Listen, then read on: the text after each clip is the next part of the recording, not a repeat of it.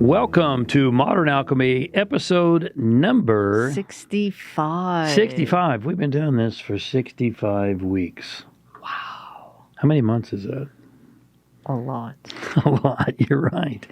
We started talking about intention, the alchemy of intention in our last episode, and we're going to continue with that in this particular episode. And because I like this quote so much, I'm going to use it again. Okay. From Don Juan Matus. Intention is a point on the active side of infinity. And that's Carlos Castaneda's teacher. What did we say that means? How do you define that, Bersabeh? Intention is a point on the active side of infinity. Well, you're the point. You're the point. You're the point. You're the intention. Yes. So we started our discussion of intention and how it has to be specific. Mm-hmm. We talked about that in our last episode. Yes. We also talked about words. Words are powerful. Yes, they are. We talked about the book of Genesis 1:3, where it says, and God said, let there be light. That's right. And so even in the book of Genesis, the bringing into being is through words. If you fast forward to the book of John, which is the most mystical of the New Testament, it states, in the beginning was the Word, and the Word was law. God. Same thing. Same thing. Law. Yeah, law and God, same thing. So there are a lot of things we can explore from these passages, but what we'd like to invest some time in today and talk briefly about is one of the major causes of failure in our life, relationships, and business. And you say, well, why would we want to talk about failure? Because we all experience it. We do, don't we? Most. And if you understand the cause of failure, do you have a greater propensity to not experience it? If you can understand what causes it, then you can hopefully avoid that or stay away from it. And so does that make sense? Hopefully that makes sense to you. So one of the major causes of failure is through words. And this is an epidemic. It's through talking and verbalizing what you don't want. Oh, yes. Invariably, you ask some people, what is it that you want in your life? I say, well, I'll tell you what I don't want. I don't want to be broke. No. I don't want to be fat. I don't want to be alone. I don't want to be homeless. Oh, hang on. That's what you don't want. What do you want? Big difference. Do you follow? And so many people consistently are talking about and focusing on what they don't want. And here's a fundamental truth in mysticism as well as physics. Energy flows where attention goes. You move towards what you focus on. What you give attention to must grow. I could do this all day. Yes, she obviously can. She's been on the path for quite some time now. When we talk about energy flows where attention goes, which it does, and physics backs that up, I like the word attention to understand that it comes from the Latin. And do you remember what it means in Latin, the word attention? Attention? No, I don't. You can't do that one all day. I know. Yeah. It means to reach out. Oh. So whatever you're giving your attention to, you're reaching out for. So here's the question we have for you. What are you reaching out for? Because if you're constantly talking about what you don't want, that's where your attention is, and that's what you're reaching out for. True. You need to stop that. Yeah. You're your own worst enemy. Yeah, what's going on in your head? Yeah. Let me tell you what I'm not grateful for, Inside joke. Yes. Now, here's another fundamental, is that the mind can't process a negative. What does that mean, Bersabeh? It means that you can't say, I don't want ice cream. Because all you're ever going to want is ice cream. Or even more so, whatever you do, don't think about pink elephants right now. I was going to say ice cream, actually, but I like ice cream. I know you do. See, and you're thinking about it, aren't you? If I say to Bersabeh, don't think about ice cream. Stop it. She has to think about what not to think about before she knows what not to think about. Think about that for a second, right? She has to go inside and think about what she's not supposed to think about just to make sense of the sentence before she knows what not to think about. Did you follow that? Yeah. So the mind can't process a negative. It hears everything in the affirmative. And so pay attention. Or as one of my teachers said to me, James, for everything in life, you must pay attention. And to the degree you do not pay attention, you pay with pain.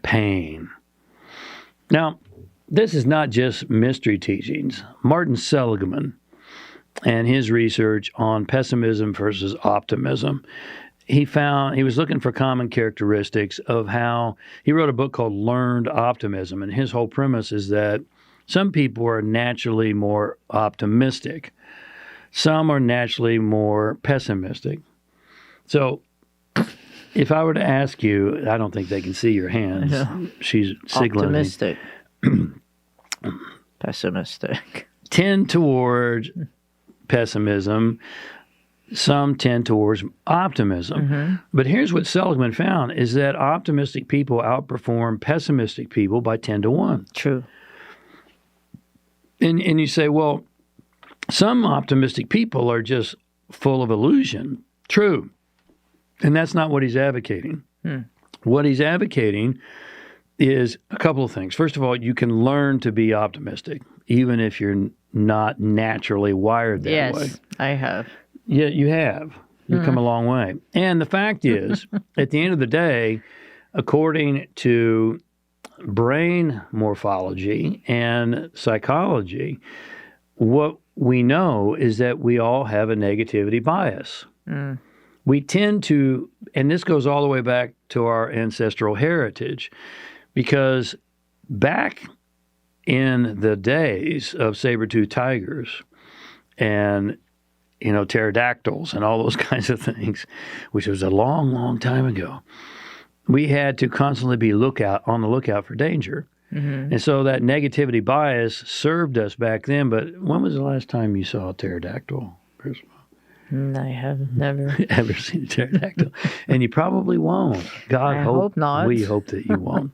So even the most optimistic of us tend to have a negativity bias according to modern psychology. Mm-hmm. And yet Martin Seligman's work proves that we can learn to be optimistic. And one of the ways to learn to be optimistic is to talk about and to discipline yourself to think about what things are and the way you want to go.